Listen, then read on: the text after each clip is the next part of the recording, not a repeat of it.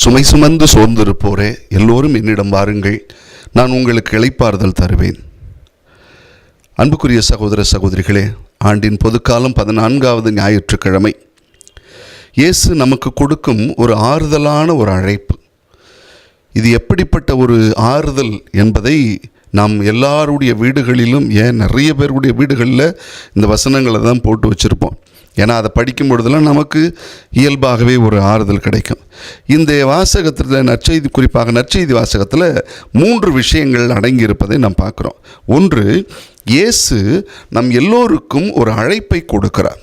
அந்த அழைப்பு என்பது என்ன? எல்லாரும் என்னிடம் வாருங்கள் என்று. எல்லாரும் என்னிட்ட வாங்க. அதுவும் எப்படி? பெரும் சுமை சுமந்து சோர்ந்திருப்பவர்களே எல்லாரும் வாங்கினா. அப்போ பெரும் சுமை என்பது அங்கு எதை காட்டுகிறது என்று சொன்னால், பழைய ஏற்பாட்டினுடைய சட்டங்கள், அவர்கள் கொடுத்திருக்கிற அளவுக்கு அதிகமான சட்டங்கள், 613 சட்டங்கள், தொடக்கத்தில் கூடப்பட்டது என்னோ 10 கட்டளைகள், அதிலிருந்து வந்தவை அனைத்தும் மரபு சார்ந்தவைகள், இப்படி நிறைய காரியங்கள். இது எல்லாமே மிகப்பெரிய பாரமாக இருந்தது. எங்கே இதை நம்ம கடைபிடிக்கலைன்னா நம்ம அழிஞ்சு போவோமோ, தண்டனை கிடைத்து விடுவோமோ என்கிற பெரிய சுமையே அவர்களை போட்டு அழுத்தி கொண்டிருந்தது. அதனால தான் இயேசு எல்லாரும் என்கிட்ட வாங்க, உங்கள் சுமைகளெல்லாம் கொண்டு வாங்க அப்படின்னு சொன்னார். அதோடு மட்டும் விடலை, அடுத்தது ஒன்று சொன்னார், என்னுடைய சுமை உங்களுக்கு எளிதாக இருக்கும் என்றால், என்னுடைய நுகம் உங்களை அழுத்தாது. என்னகிட்டே ஒரு நுகம் இருக்கிறது, ஒரு நுகத்தடி இருக்குது. அந்த நுகத்தடியை நீங்கள் சுமக்கும் பொழுது அது உங்களை அழுத்தாது, ஒன்றும் பண்ணாது, அது லேசாக இருக்கும். அதனால தான் சொல்வார், லகுவான சுமை அது. நீங்கள் என்னோடு வந்து என்கிட்ட உங்களுடையதை கொட்டிட்டீங்கன்னா நான் உங்களுக்கு கொடுக்குற சுமை இருக்குது பாருங்கள், அந்த யோக் அப்படின்னு சொல்லுவாங்க. அந்த சுமை என்பது எதுனா இயேசுவினுடைய அன்பு. அந்த அன்பே ஒரு சுமை தான். என்றைக்குமே யார் அதிகமாக அன்பு செய்கிறார்களோ அவர்களுக்கு அதிகமான வலி இருக்கும் என்று சொல்வார்கள் அல்லவா? அது மாதிரி அன்பே ஒரு நுகத்தடி போல, அதை நீங்கள் சுமந்து கொள்ளுங்கள் என்று சொல்லி தான் அவர் கொடுக்குறார். இதில் நம்ம ஒரு விஷயத்தையும் புரிஞ்சு வச்சுக்கணும். அது என்ன? அது இயேசுநாத சாமியினுடைய நுகம், அது அழுத்தாது, உங்களை பாரப்படுத்தாது அப்படின்னு சொல்வார். என்ன சொல்கிறாருன்னா, ஒரு உதாரணத்துக்கு ஒன்று சொல்லுவாங்க.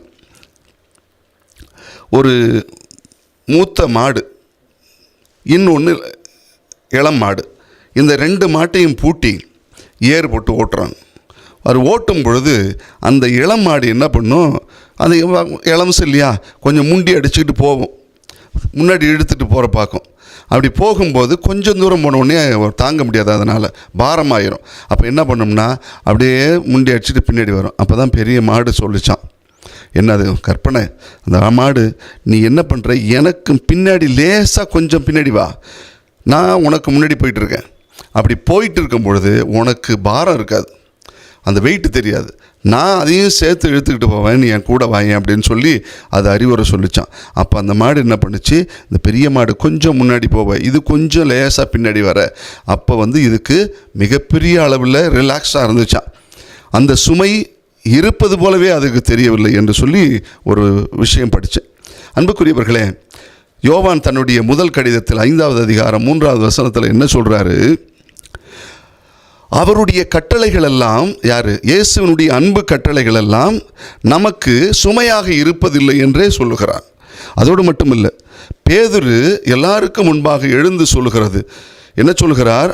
திருத்துதர் பணி 15வது அதிகாரம் 10வது வசனத்தில், மூதாதையர்கள் எல்லாம் நம்முடைய மக்களுக்கு ஒரு பெரிய சட்ட சுமையை கொடுத்தார்கள், இன்னும் அதிகமான நம்ம சட்டங்களை சேர்த்து மக்களுக்கு கொடுக்கணுமா என்ன அப்படின்னு சொல்லி கேட்டு அவர்களுக்கு ஒரு போதிக்கிறார்.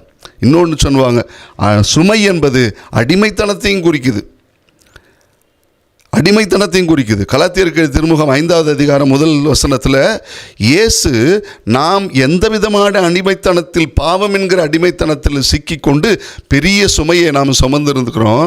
ஆனால் இயேசு என்ன செஞ்சார், அதை நீக்கிவிட்டு நம்மை விடுதலையாக்கி கொண்டார். விடுதலையாக்கின பிற்பாடு நாம் மீண்டும் அந்த பாவத்திற்கு அடிமையாகிற அந்த சுமையை நம்ம மேலே சுமந்துக்க கூடாது அப்படின்னு சொல்வார்.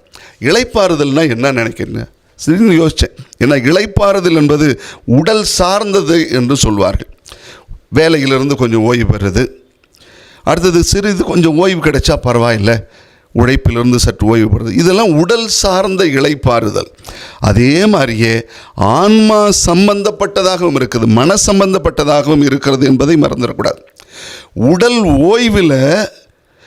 உடல் கொஞ்சம் ஓய்வில் இருந்தாலும் மனசு ஓய்வு இல்லைன்னு வச்சுங்க, மனசு பாரமாக இருந்ததுன்னு வச்சுங்க, நம்மளால் நிம்மதியாக தூங்க கூட முடியாது. அதனால் என்ன, போராட்டங்களுக்கு மத்தியில் மனம் ஆழ்மனசு அமைதி அடைய வேண்டும். அந்த அமைதி இருக்கணும், அந்த நிம்மதி. அதுதான் நம் உள்ளம் கடவுளோடு இருக்கிற வரை நம் உள்ளத்திற்கு அமைதி கிடைக்காது என்று தான் புனித அகஸ்தீனார் சொல்வார்.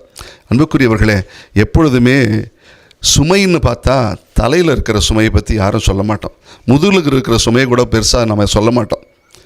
ஆனால் மனசில் இருக்கிற சுமையை குறித்து தான் அதிகமாக நம்ம பேசுவோம். ஒரு விஷயம் சொல்கிறேன்னே, ஒரு வரலாறு. 1947 சுதந்திரம் கிடைக்குது. இந்தியாவுக்கு சுதந்திரம் கிடைச்ச உடனே எல்லா இடத்திலும் கொண்டாடி கொண்டிருக்கிறார்கள். ஆனால் மகாத்மா காந்திக்கு மனசில் பெரும் சுமை ஒன்று இருக்குது. இந்த சுதந்திர கொண்டாட்டம் அங்காங்கு நடந்து கொண்டிருப்பது போலவே ஆங்காங்கு மதக்கலவரமும் நடந்து கொண்டிருக்கிறது. அதிலும் குறிப்பாக என்ன சொல்கிறாங்க, கல்கத்தாவில் நவகாளி என்கிற இடத்துல மிகப்பெரிய அளவில் மதக்கலவரம் நடந்து கொண்டிருக்கிறதாம். ஒருத்தருக்கு ஒருத்தர் வெட்டிக்கிட்டு ரத்த வெள்ளம் ஓடிட்டு இருக்கிற மாதிரி இருக்குது. இந்த செய்தியெல்லாம் இவருக்கு காதில் வந்த உடனே இவருக்கு மனசில் மிகப்பெரிய பாரமாயிடுச்சு. சுதந்திரத்தை கொண்டாடிட்டு இருக்க நேரத்தில் இப்படிப்பட்ட நிகழ்வு நடந்துகிட்டு இருக்கே அப்படின்னு சொல்லிட்டு அப்போ தான் சொன்னாங்களாம், நாட்டிற்கு சுதந்திரம் கிடைத்து விட்டது என்கிற மகிழ்ச்சி ஒரு புறம் இருப்பதற்குள்ளே ஆகவே, ஆனால் மனிதனையும் செத்து கிடக்கிறதே என்பதை நினைத்து மிகப்பெரிய அளவில் வேதனைப்பட்டு கொண்டிருந்தாராம். என்ன செய்கிறதுன்னு தெரியல. ஒத்த ஆளாக போய் அந்த இடத்துல எப்படியாவது தடுத்து நிறுத்தணும்னு சொல்லி போகிறாராம். அது அவரால் முடியாமல் போகிறதாம். அந்த நேரத்தில் என்ன பண்ணார், நேராக வீட்டுக்கு வந்து மன சுமை தாங்க முடியாமல் அமைதியாக உட்கார்றார். அமைதியாக உட்காந்து தியானத்தில் இருக்கிறார்.